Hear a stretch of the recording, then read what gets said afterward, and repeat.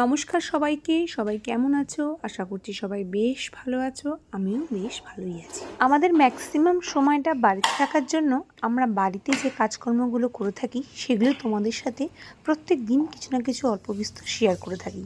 তোমাদের যদি ভালো লেগে থাকে কমেন্ট করো। তবে জানো তো, ভিডিও করতে কিন্তু আমি আগাগোড়াই ভালোবাসতাম।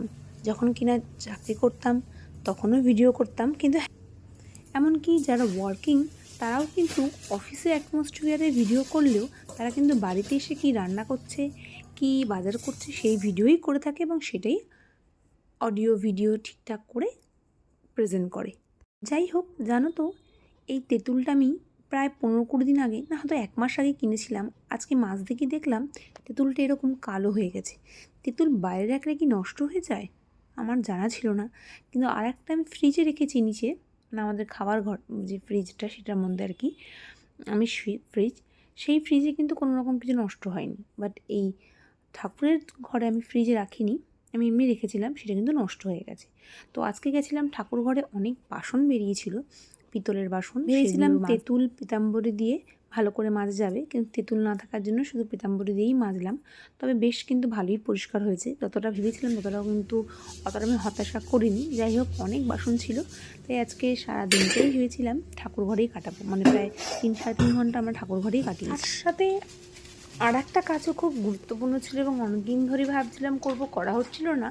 সেই কাজটা হলো ঠাকুর ঘরের যে মেঝেটা, মানে মার্বেলটা, সেটা একটু কালচে একটু সার্ফ নিয়ে এসেছিলাম, তো ভালো করে দুবার কিন্তু আজকে ঠাকুর ঘরটা মুছেছি।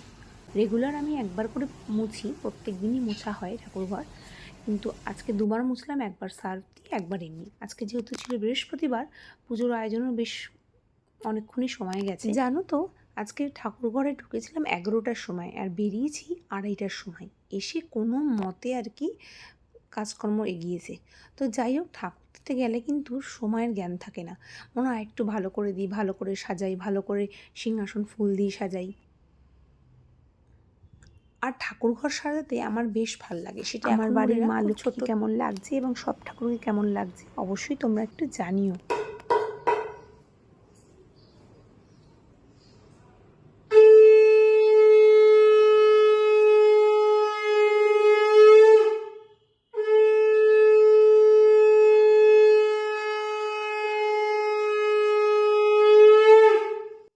প্রত্যেক সপ্তাহের বৃহস্পতিবার আর শনি মঙ্গলবার আমি চেষ্টা করি বাড়িতে ধুনো ধরাতে আর কি, সন্ধ্যাবেলায়। আর বৃহস্পতিবার যখন পুজো দিই কোনো দিন সকালবেলাও ধরাই। তো আজকে যেহেতু অনেকক্ষণটাই সময় আমি ঠাকুর ঘরে ছিলাম, তাই আজকে সকালবেলাও ধরিয়েছি, মানে দুপুরেও পুজো দেওয়ার পর ধরিয়েছি, আবার রাত্রেবেলাও সন্ধ্যাবেলা যখন পুজো দিতে গেছিলাম তখনও কিন্তু ধুনো ধরিয়েছি। আমার ধুনোর গন্ধটা ভীষণ ভালো লাগে। আর কথাতে তো আছেই, অনেক আগের থেকেই দেখে আসছি, সন্ধ্যাবেলায় ধুনো দিলে বাড়ির নেগেটিভিটি সমস্ত কিছু নাকি চলে যায়। তো যাই হোক, চারিদিকে যা নেগেটিভিটি এখন অবস্থা, চেষ্টা করি কিছু ঘরোয়া জিনিসের মাধ্যমে যদি সেটাকে কাটানো যায়। আর ঠাকুর ঘরে ধুনো ধূপ ধরালে এত সুন্দর লাগে যে ঠাকুর ঘর থেকে যেন আসতে ইচ্ছা। পুজো দিতে আমার বেশ সময় লাগে। তো যাই হোক, প্রত্যেক দিনই তাই লাগে। বৃহস্পতিবার সোমবার একটু বেশি সময় লাগে, কারণ সোমবার দিন আমাদের পাঁচালি হয়, বাবার পাঁচালি পড়া হয়। লক্ষ্মীবারে মার পাঁচালি, সোমবারে বাবার পাঁচালি। তো যাই হোক, সোমবার বৃহস্পতিবার দুদিনই একটু সময় লাগে। আমার পুজো হয়ে গেল, বাসন মাজা পুরো কমপ্লিট, রান্নাঘর পুরো ক্লিন।